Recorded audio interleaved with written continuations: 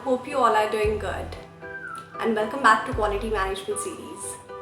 So as per your request, I'm making this video in English, and today I'm going to tell you about the steps that every employer should take to reduce the risk of infection to their workers, right? So these recommendations and guidelines are advisory and help to provide a better and safer environment. So without wasting any time, let's begin with our topic. Everybody knows that how the cases of COVID-19 are spreading rapidly across the globe, even now also. So employers should keep track of rapidly emerging developments and consider these guidelines, okay? To maintain a safe workplace and to reassure the employees that management is appropriately monitoring and responding to a situation. So having a carefully coordinated and well thought approach to coronavirus should help mitigate risk. So moving to this, it is very important to stick to a guidance, whether it is related to state or local health agencies, and also consider how to incorporate those recommendations and resources into workplace specific plans, right? The plan should address the level of risk associated with various work sites. So you can have a look on these considerations which are here in the PPTs. So moving to the other slide.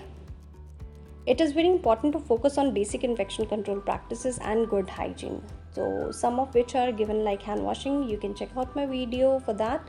Stay home if you are sick. You should know about the respiratory etiquettes. Maintain regular housekeeping practices including routine cleaning and disinfecting. So if you are buying cleaning chemical, you should check the EPA approved disinfectant. Okay. So employers should encourage employees to self-monitor for signs and symptoms of COVID-19. Also, you can develop policies and procedure for isolating people who are sick. It is very important to move potentially infectious people to the location away from workers, and also to limit the infection, provide a face mask and ask the person to wear it. Okay. So talking about flexibilities and protection, talk with companies about the importance of sick employees staying home and encourage them to develop non-punitive leave policies. So this is for employers. They should be aware that more employees may need to stay at home to take care of their family members. It is very important to provide appropriate training, education and information material. Okay. So the best way to control the hazard is to systematically remove it from the workplace rather than relying on workers to reduce their exposure. So engineering controls involve isolating employees from work-related hazards. So these type of control reduce exposure to hazards without relying on workers' behavior side. So you can use HEPA filters and sneeze guard also. So moving to administrative controls, encouraging sick workers to stay at home, minimizing contact among workers, replacing face-to-face meeting with virtual communication, establishing alternating days for extra shift that reduce the total number of employees in a facility at a given time. So encourage physical distancing by signages. Okay.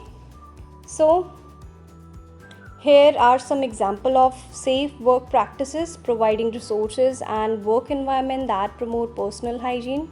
For example, provide tissue, no-touch trash cans, hand soaps, alcohol-based hand rubs, requiring hand washing and using of alcohol-based hand rubs. Okay. Post hand washing signs in restroom. So last but not the least, PPE, which you all wear during workplaces and you all know about that.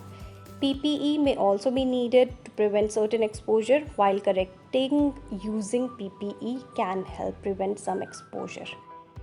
It should not take the place of other prevention strategies. Example, PPE include, you all know that what PPE includes. It's gloves, goggles, face shield. Okay. So thank you for today. I want to tell you that you can refer OSHA and CDC guidelines for more update. So it's over for today. You can leave your query in the comment section, and thank you so much for being here. Bye-bye. I hope you find the content useful and informative. Please share this video as much as possible so that we can help ourselves and the people around us. So thank you for today. We will meet in the next video. Till then, bye-bye, take care and stay safe.